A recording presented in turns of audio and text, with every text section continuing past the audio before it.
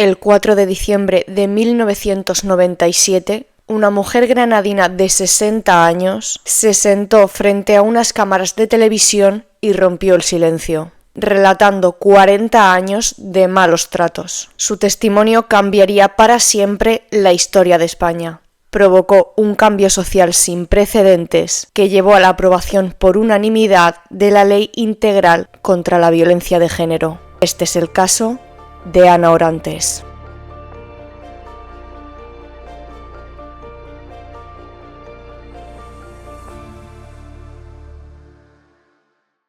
Este quizá es uno de los casos que más me habéis pedido. Antes de empezar, brevemente, contaros lo que os cuento siempre. Voy a ser muy breve. Y es que mi libro Heridas sin sangre sigue a la venta. Está en la página web rebecaelisamartinez.com. Os la dejo aquí abajito. Cuesta solo 10 euros y el envío 3,10. Por otro lado, animaros a que os suscribáis al canal.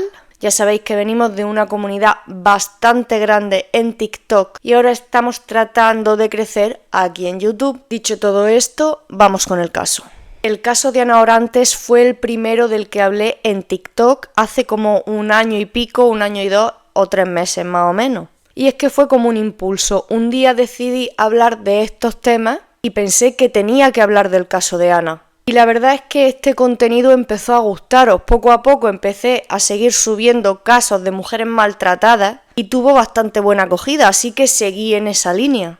Echando la vista atrás, pues creo que aquel vídeo pues fue un poco desastre, la verdad. Igual que si sigo haciendo contenido, que es mi intención, dentro de 2 años miraré atrás y veré pues que los vídeos de ahora pues también se han quedado un poco de aquella manera. Así que bueno, digamos que como aquel vídeo no es que fuera una maravilla, considero que le debo a Ana hacerlo de nuevo. Y hoy, en el día de la eliminación de la violencia contra la mujer, he considerado que era un buen momento para contar su historia.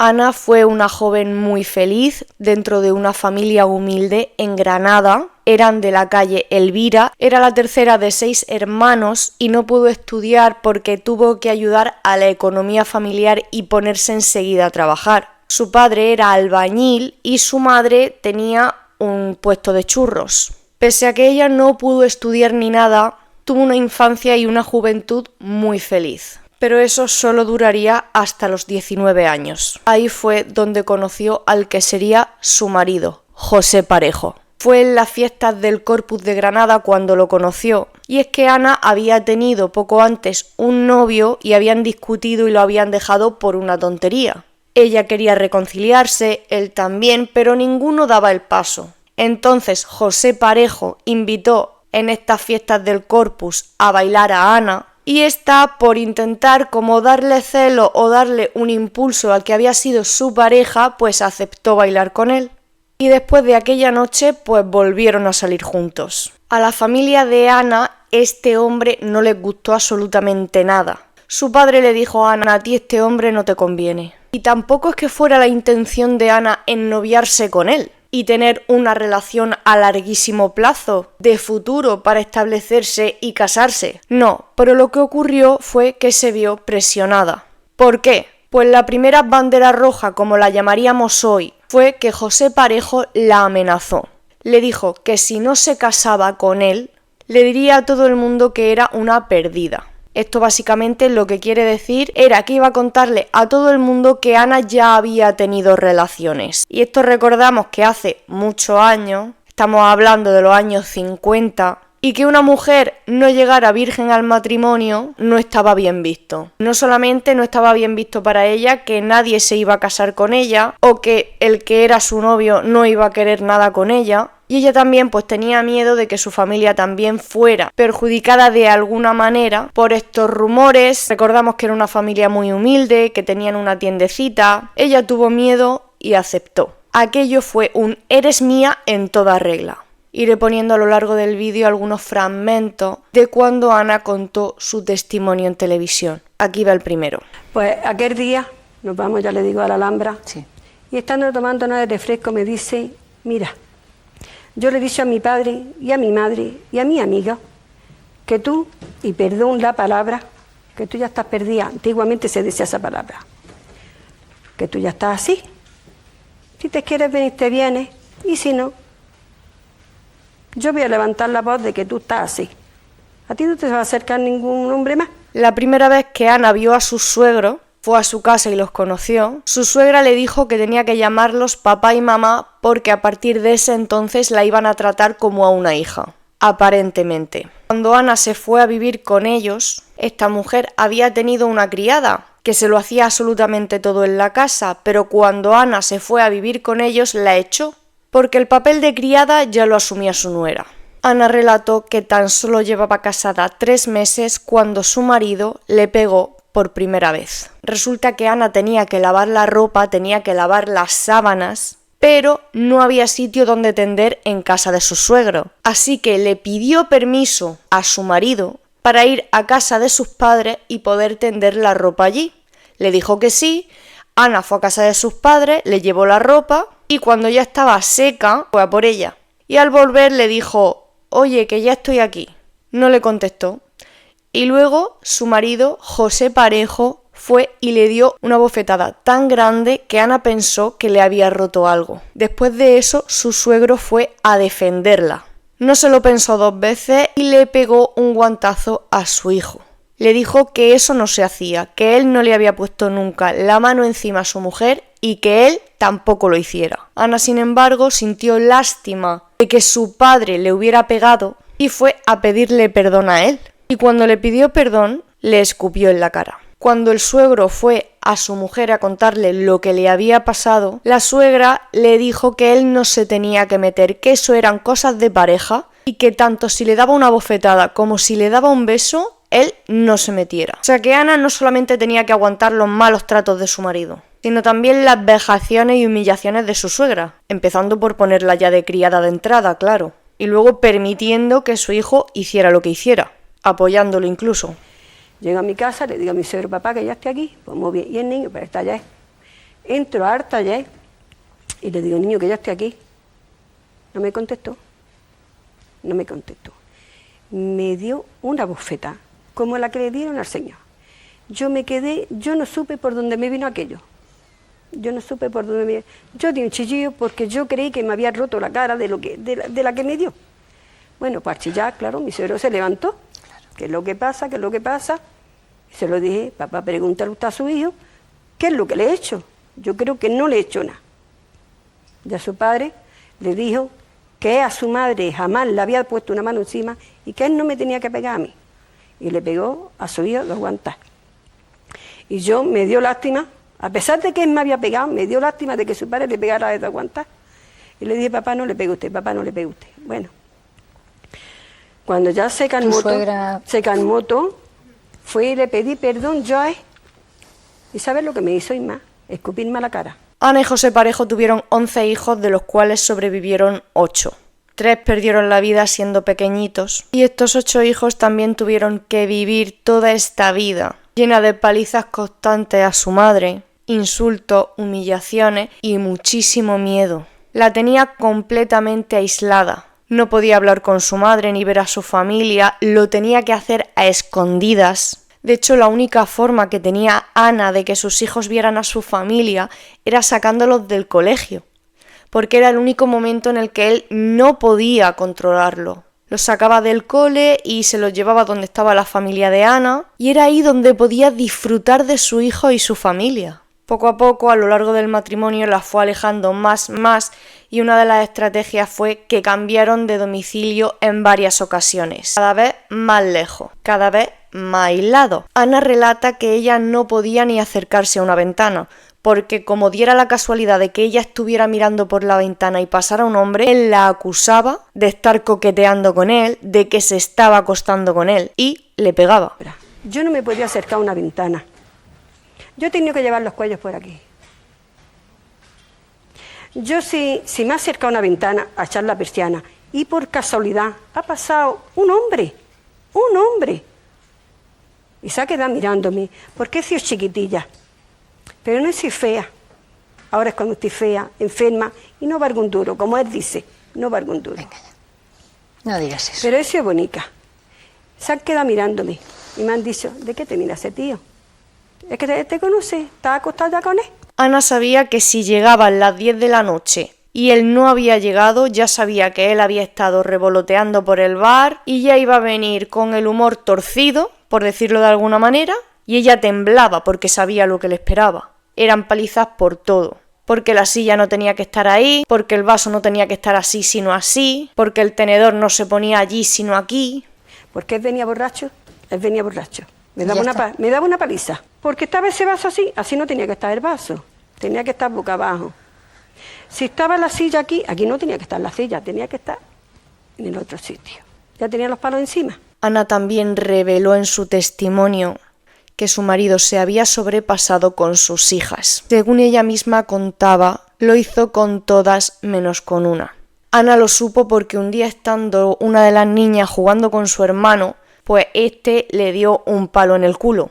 Y entonces la niña le dijo: a ver si te crees que porque papá me toque los muslos, me vas a tocar tú a mí el culo.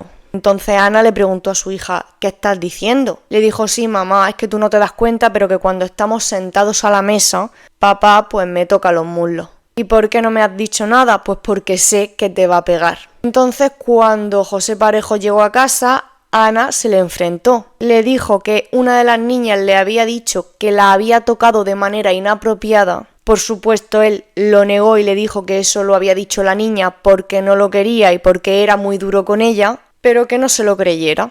Por supuesto, esa vez también tocaron palos. Tendría la chiquilla unos 10 añillos más, no tenía. Entonces le dijo: mira, no vayas tú a creerte que porque papá me toca a mí en los muslos, me va a tocar tú a mí el culo, que te mato. Entonces yo me quedé de piedra. Yo no supe por dónde me vino aquello, porque a mí me ha pegado y me ha dolido, pero a mí me duele más lo que ha hecho con mi hijo, lo que ha hecho con mi hijo y con mi hija, menos con una que la tengo ahí. Entonces le dije: niña, le regañé: niña, pero bueno, ¿eso qué es? Sí, mamá, es que tú no te das cuenta.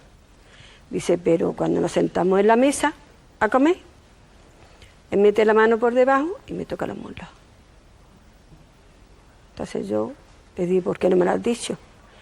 Dice: porque sé que te va a pegar. José Parejo había trabajado con su padre en un taller que tenían y no tenía buena relación con él. De hecho, parece ser que por eso estaba interesado en casarse tan rápido, porque así tenía él un argumento como para independizarse y salir de aquel entorno familiar. Además de trabajar en el taller, como ya hemos mencionado, también trabajó como albañil. Pero llegó un momento en el que perdió su empleo. Y fue Ana quien se encargó de mantener a la familia. Montó una pequeña tiendecita tipo ultramarino y un día, mientras Ana estaba haciendo cosas relacionadas con este negocio, había ido al mercado a comprar cosas para venderlas y todo eso, cuando llegó se encontró a una vecina que le dijo que entre ella y su marido se iban a cargar a su hija.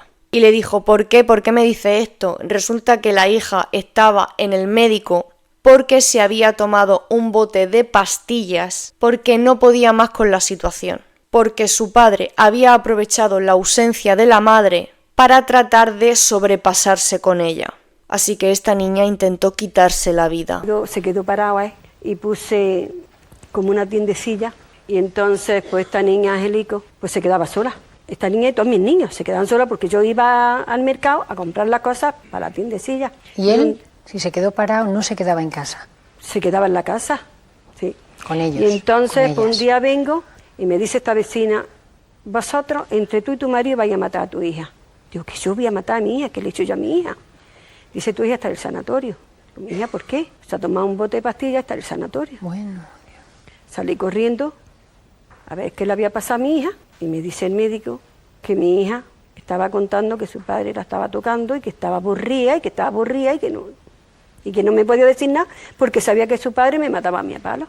Esta misma niña conoció por correspondencia a un chico, se hicieron novios y se casó a los 14 años para salir de su casa. De hecho, tuvieron que firmarle un permiso y todo para que pudiera irse. El aislamiento de Ana era tal que ni siquiera podía acudir con libertad a las bodas de sus hijos, que en una de las ocasiones su hijo le pidió que fuera su madrina, pero ella estaba embarazada y le dijo que no, que cómo iba a ser ella madrina con la barriga, que para ponerse de rodillas y todo eso, pero que le preguntaría a su padre que si quería que fuera el padrino. Ella habló con su marido y le dijo que sí, pero a última hora dijo que no iba a ir, que no iba a ser el padrino y por supuesto le prohibió a ella que fuera. En otra ocasión, otro de los hijos también le pidió a Ana que fuera su madrina, dijo que hablaría con su padre y al preguntárselo José Parejo le dijo que de eso nada, que a ver si se creía que iba a coger a otro hombre del brazo, que eso era de gente que no valía un duro. Otra de las cosas que Ana relató fue que un año en las fiestas del Corpus, su marido se fue a bailar con otra mujer estando ella allí, que de hecho ya había bailado con esta mujer la noche anterior cuando Ana se encontraba en su casa, y el marido llegó a las 6 de la mañana porque había estado con ella toda la noche. Mientras Ana se quedó ahí sola, un primo de José Parejo se le acercó y le preguntó que si quería bailar media pieza que quedaba con él. Dijo, uy, no, qué barbaridad. Dice, no te preocupes, yo le pregunto a mi primo a ver si te deja. Le preguntó, oye, ¿te importa que baile con tu mujer esta media pieza que queda? Y le dijo, sí, sin ningún problema. Bailaron y cuando se fueron empezó a pegarle de una manera brutal. Ana decía que le pegaba en las sienes, perdía el conocimiento, le hacía el boca a boca, volvía en sí y entonces seguía pegándole. Fue entonces cuando un vecino intervino y le dijo, deja de pegarle a tu mujer, que llamo a la Guardia Civil. Y que no me entere yo que vuelves a pegarle porque llamo de verdad a la Guardia Civil. Pues cuando llegaron a su casa, que estaba su suegra allí porque se había quedado con los niños, que le había aparecer con la cara así, como decía ella. Dice, ¿qué te ha pasado? Dice, a ver, pues que su hijo me ha pegado porque he bailado media pieza con su sobrino. Y le dijo, pues no haber bailado. Me pilló en el Albaicín un callejón, me cogió sobre la pared, con los puños así, me estuvo dando, todos los puñetazos me los daban las sienes, me daba un puñetazo y me dejaba muerta, me hacía boca a boca, respiraba, empezaba a respirar otra vez. Por Dios, por Dios. Cuando respiraba otra vez me daba otro puñetazo, y le dice, pero Pepe, ¿qué vas a hacer con tu mujer, que la estás matando? ¿O es que tú estás viendo que la estás matando a tu mujer? Ah, tú no sabes lo que me ha hecho a mi mujer, tú te callas. Dice, mira, si tú le das otro puñetazo a tu mujer, más vas a estar a la Guardia Civil, el cuartel de la Guardia Civil, voy y te denuncio. Y la cara así. Y me dice su madre que qué es lo que me pasa. Digo, porque su hijo me ha pegado porque he bailado media pieza con su sobrino de usted.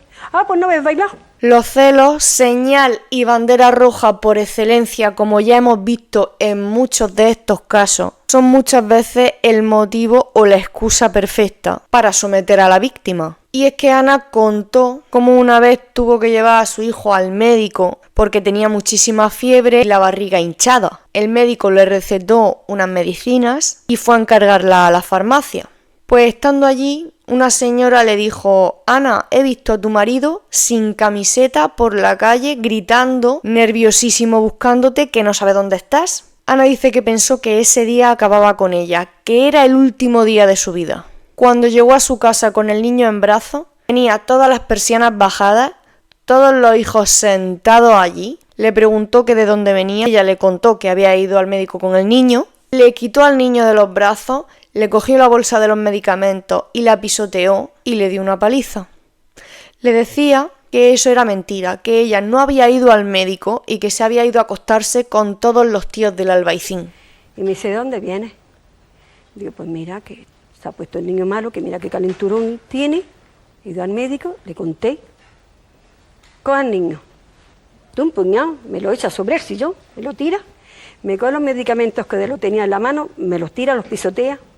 Se enredó conmigo, me dio una paliza para matarme, que yo no había ido al médico, yo había ido a acostarme con todos los tíos del Albaicín. Parte de este maltrato psicológico era que José Parejo se encargaba una y otra vez de repetirle a Ana que era un bulto, que no servía de nada, que no valía un duro. Y esto a la pobre Ana le caló, como suele calarle a todas las víctimas. Sin embargo, su valentía nos daría una lección que la mantiene viva en nuestra memoria hasta el día de hoy. Puede ser que si no conocías este caso te estés preguntando, ¿pero Ana nunca denunció? Sí denunció, fue muchísimas veces a denunciar, pero no sirvió de nada. Tampoco tendría que extrañarnos que no hubiera denunciado, porque recordemos de la época en la que estamos hablando. La violencia de género se consideraba algo privado. Y muchas personas pensaban que estaba justificado, o que por lo menos habría que ver el motivo por el que se producían esos malos tratos.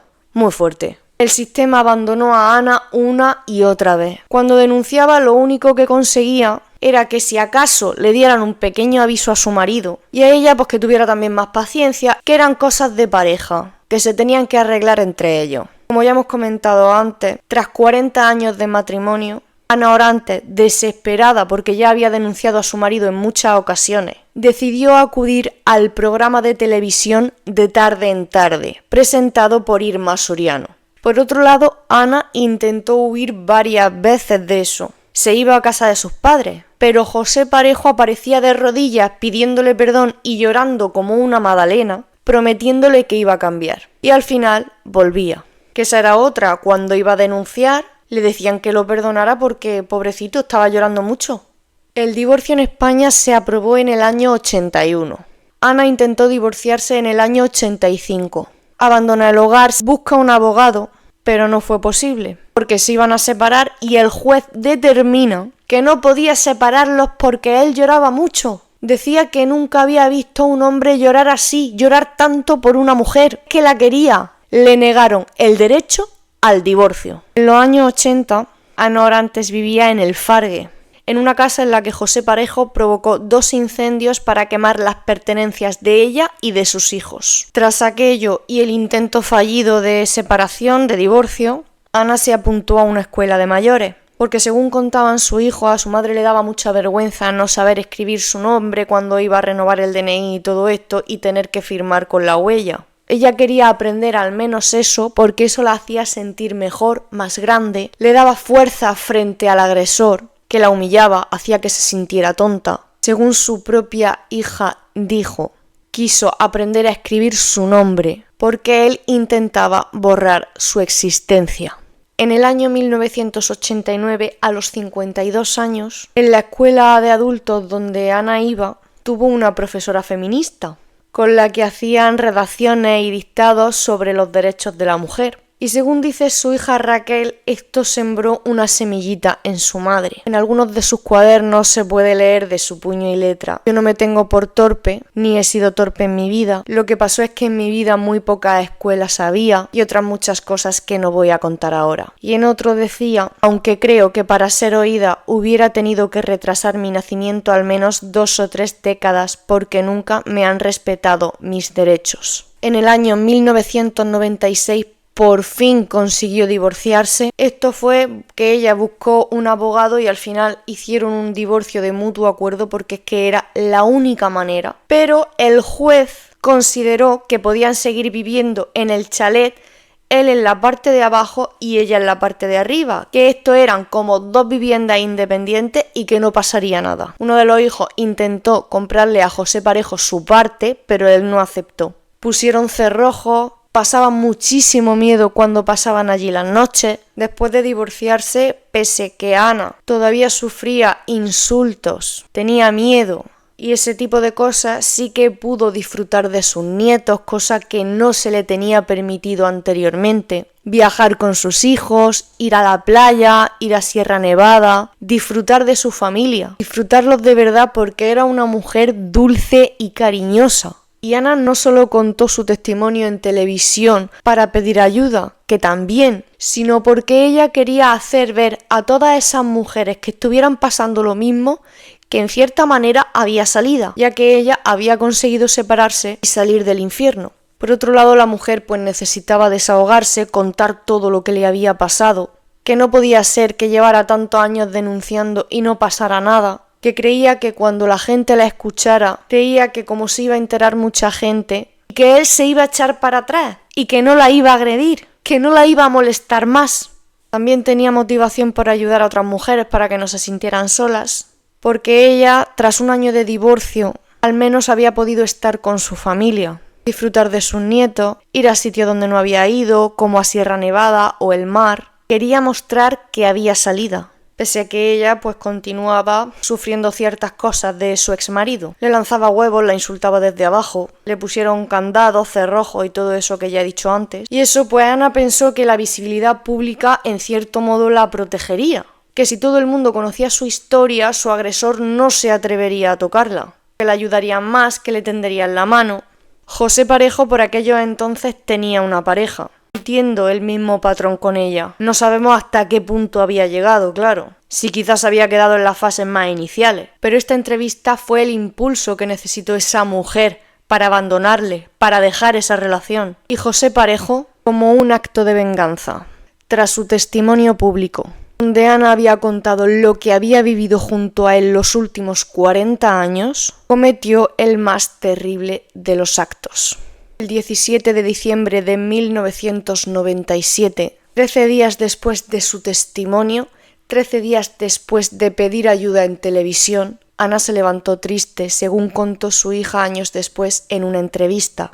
Estaba llorando porque había tenido una pesadilla y decía que no entendía cómo su padre podía no querer a sus hijos con lo maravillosos que eran.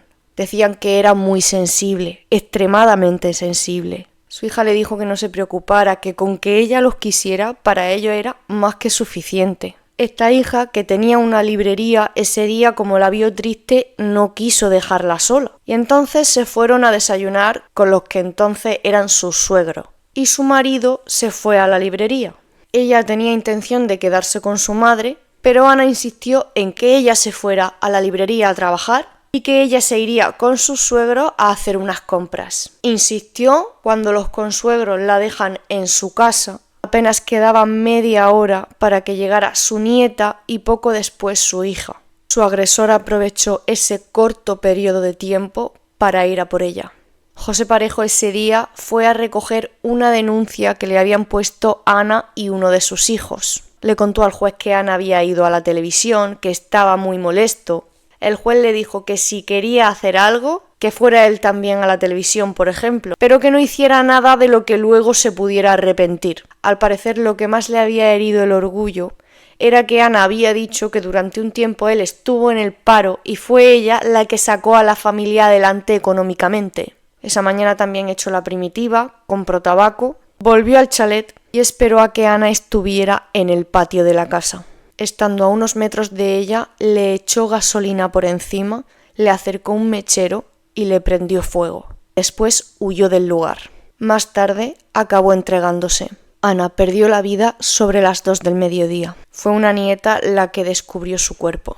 Muchísimas denuncias ignoradas, un testimonio público que no la protegió, un sistema familiar que la obligó a vivir con su agresor y una sociedad que llegó tarde. Ana hizo todo lo que estaba en su mano: denunciar, separarse, pedir ayuda, hacerlo público, y aún así acabó con su vida. El caso de Ana Orantes provocó una conmoción nacional sin precedentes. Miles de personas salieron a la calle exigiendo cambios. Muchas mujeres se identificaron con su historia. Los medios comenzaron a hablar de violencia de género en lugar de crimen pasional. Y hubo 2 transformaciones legales. Las primeras reformas urgentes llegarían en 1999. Los malos tratos pasaron a perseguirse de oficio, sin necesidad de denuncia por parte de la víctima. Ya no dependía solo de que la víctima denunciara una y otra vez sin resultado. Se tipificó la violencia psicológica como delito y se establecieron las órdenes de alejamiento. Ya no obligarían a una mujer a vivir con su agresor tras la separación. En el año 2004 se aprobó la Ley Integral contra la Violencia de Género. Fue la primera ley europea de protección integral. Tuvo lugar la creación de los juzgados de violencia sobre la mujer, para que casos como el de Ana tuvieran un tratamiento especializado. Ya se contemplaba el agravante específico de género, recursos económicos y sociales para las víctimas, medidas de prevención y educación, sistema de seguimiento con pulseras telemáticas y protocolos de valoración de riesgo. ¿Esto fue necesario? Sí. Fue necesario y un cambio tremendo. ¿A día de hoy es suficiente? Está claro que no. Mientras siga habiendo víctimas, no será suficiente. Ana Orantes no vivió para ver los cambios que su valentía provocó en la sociedad, pero su nombre se ha convertido en un símbolo contra la violencia machista en España. Su testimonio nos recuerda la importancia de creer a las víctimas, la necesidad de sistemas de protección efectivos, que el silencio hace que terminen vidas, que la violencia de género no es un asunto privado, sino un problema de toda la sociedad y que las denuncias deben tomarse en serio. El juicio por el caso de Ana Orantes se celebró en un contexto de gran conmoción social debido a la brutalidad del caso y la visibilidad que había alcanzado la violencia de género en España. En el juicio, su exmarido José Parejo Avivar fue acusado y juzgado por haber terminado con su vida, habiendo cometido este acto en diciembre de 1997. Durante el proceso judicial, los hijos de Ana Orantes testificaron con gran conmoción, relatando los abusos y el sufrimiento que tanto ellos como su madre padecieron en el hogar. El tribunal declaró probado que José Parejo acabó con la vida de Ana Orantes prendiéndole fuego y fue condenado a 17 años de prisión con agravantes por alevosía. Además, se estableció una indemnización para sus hijos de 30 millones de pesetas. La condena y el juicio en sí consolidaron la visibilidad pública del problema de la violencia de género y generaron un impacto profundo en la sociedad española, marcando un cambio importante en la lucha contra estos delitos. José Parejo perdió la vida el 15 de diciembre de 2004 a causa de un infarto de miocardio, mientras cumplía condena. En sus propias palabras, Ana dijo en la entrevista con Irma Soriano que lo único que le pesaba era no haberlo hecho antes. Pero es que ella hizo todo lo que podía hacer, y aunque no lo hubiera hecho daba igual. Fue la sociedad la que no hizo lo que debía. Su legado es claro. Cada mujer que hoy denuncia, cada víctima que recibe protección efectiva desde la primera denuncia, cada agresor que es condenado, cada orden de alejamiento que se cumple, cada niño que crece aprendiendo sobre igualdad y respeto, es gracias a que Ana Orantes tuvo el valor de hablar en De tarde en tarde aquel 4 de diciembre de 1997. Hoy, 25 de noviembre, Día Internacional de la Eliminación de la Violencia contra la Mujer, recordamos a Ana Orantes y a todas las mujeres que no pudieron ser salvadas. Y renovamos el compromiso de que ninguna mujer necesite tantas denuncias para ser escuchada. Ninguna mujer tenga que ir a la televisión a pedir la ayuda que deberían darle las instituciones. Y de que ninguna mujer tenga que estar sola frente a la violencia. Así fue como esa mujer humilde y valiente, aquella que llegó a creerse que no valía un duro tras 40 años de paliza y humillaciones, cambió la historia de España. Si eres víctima o conoces a alguien que lo sea, recuerda, no estás sola. Llama al 016 para que comiencen a orientarte. Recuerda que tu vida importa. La vida de la persona que te preocupa también importa. Si me he dejado algo en el tintero, lo he intentado. Este caso me remueve muchísimo, la verdad. Y me gustaría hacer un llamamiento. Y es que las imágenes de cuando cogen el cuerpo de Ana Orantes siguen circulando. Y esto es algo que sus hijos tienen que revivir una y otra vez cada vez que las ven. Así que, por favor, os pido apoyo para que esto no pase, para que a ser posible estas imágenes ya no se muestren más, que no circulen más, para evitarle el sufrimiento a esta familia. Porque son muy duras para ellos. Al final están recordando continuamente ese día. Así que os lo pido, por favor, hagamos ruido, dejadlo en comentarios, compartir el vídeo, como queráis, ¿vale? Sin más, teniendo en cuenta la situación, espero que os haya gustado el contenido de este caso. Se agradece un like, que me sigáis en todas las redes sociales y, por supuesto, espero veros en el próximo vídeo.